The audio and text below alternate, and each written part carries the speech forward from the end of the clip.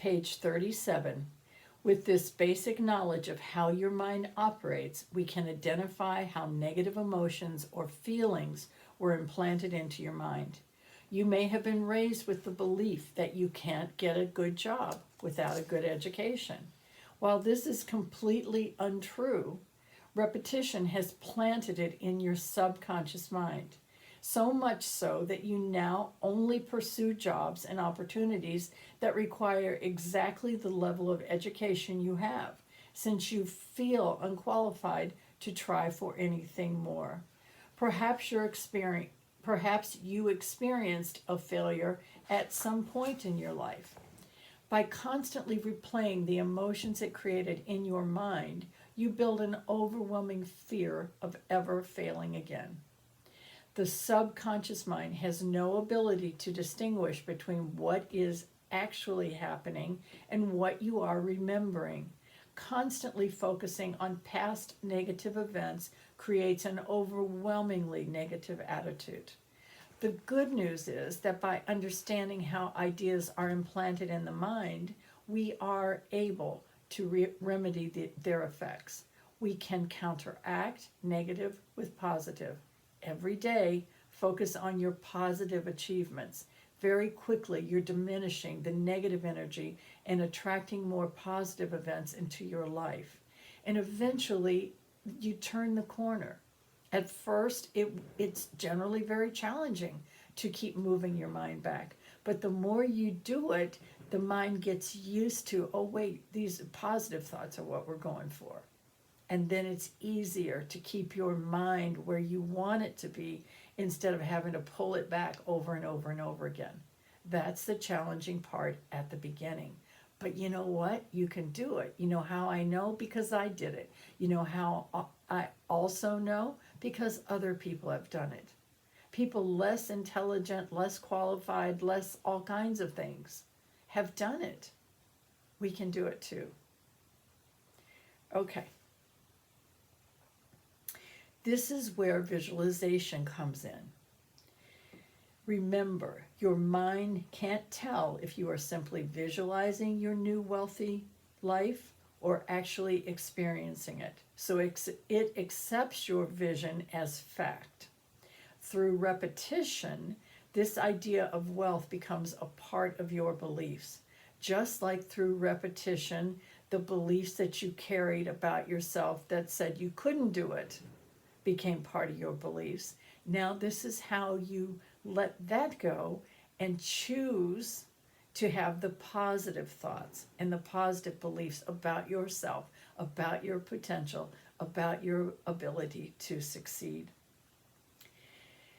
Okay, so it accepts your vision as fact. Through repetition, this idea of wealth becomes a part of your beliefs and positively affects your results.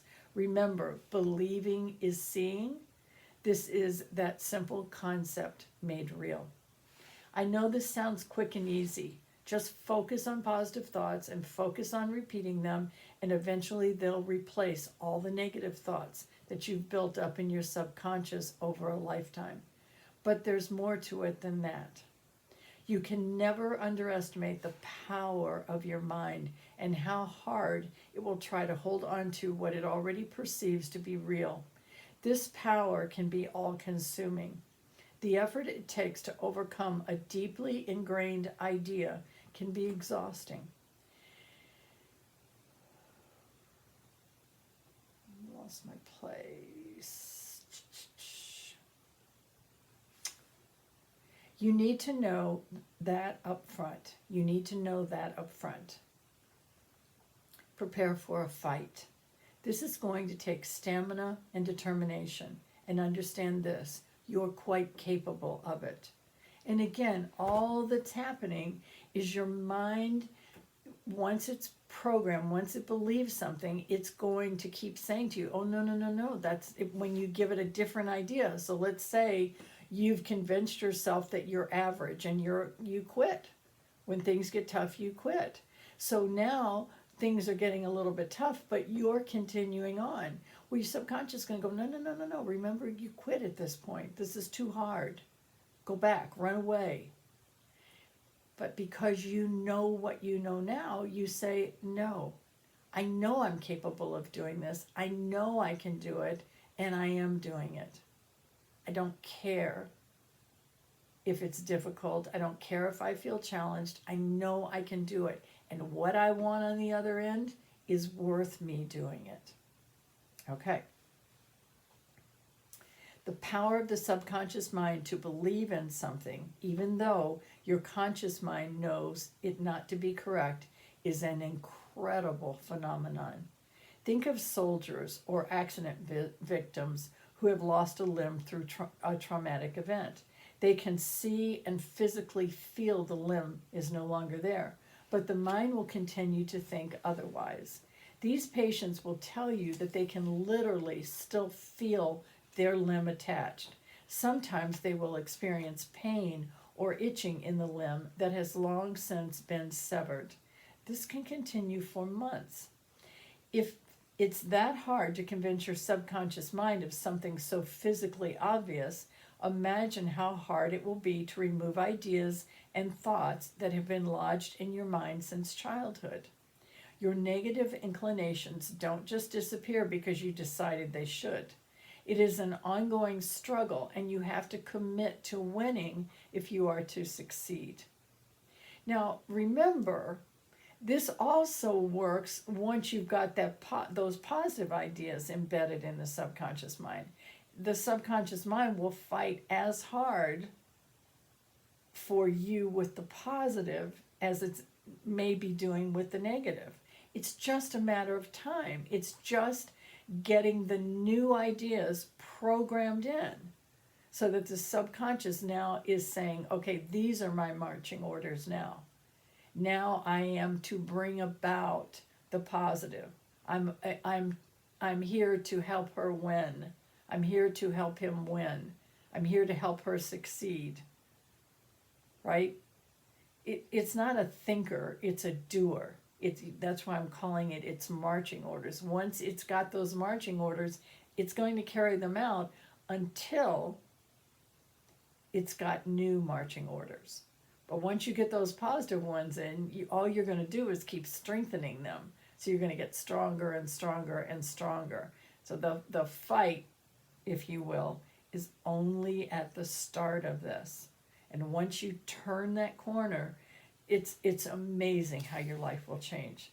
And it's so worth it. Okay. X throws down the gauntlet. Most of us live our lives without knowing or caring about the conditioning that governs our results. I call this conditioning the X factor. And it's very important that you understand your conditioning controls your logic. Think about those two young bicycle mechanics from Dayton, Ohio, Orville and Wilbur Wright. They thought illogically. You see, for centuries, it was logic that told us we could not fly. The Wright brothers got out of the box. Their ideas were illogical. The Wright brothers, and if you're going to win, you're going to have to be illogical. However, this conditioning and logic is not important until you attempt to do something that challenges your conditioning. The X factor can be any ingrained belief from what weight you think you should be. Okay, sorry, let me start again. The X factor can be any ingrained belief from what weight you think you should be to how you think you should raise your children. For our purposes, let's assume that X is the idea that you can never earn more than $100,000 per year. If you listen to those with a wealthy mindset, you may decide you want to earn $1 million per year. This new idea, the $1 million that is called the Y factor. Now the battle is on. Bob says the war. You'll entertain the new idea in your conscious mind at first. Maybe you'll visualize your new wealthy life. The X factor will start gently. It will use logic and try to convince you that maybe this new idea isn't right, or at least not right for you. Your internal dialogue with X may go something like this: there's nothing wrong with how I'm living, and I'm pretty happy. Why would I risk that? And understand, your thinking is right. It's not going to get you to the $1,000,000, but it's right. You may be able to push that argument aside, but if you do, the attack from X will get even more personal. Remember how hard you work to get that job you have? What if this falls through? You can't get anything close to this. You know you need those benefits for your family. Now, this is the X idea, and your mind is fighting. X is relentless in its pursuit of what it believes. Even if you insist on believing that, no, sorry, even if you insist on believing that you will earn the $1,000,000 a year, X will keep chattering away in your mind, running through all the what ifs and why nots over and over and over again. X wants to convince you that no matter what you believe, there are far too many reasons it simply can't be done. Now, see, this is why people run back to their old way of being. If they don't understand, this is perfectly normal. This is the process that people go through.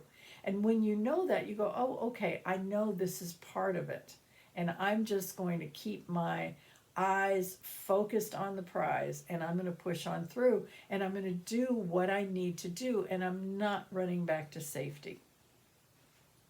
Because is safety really safe?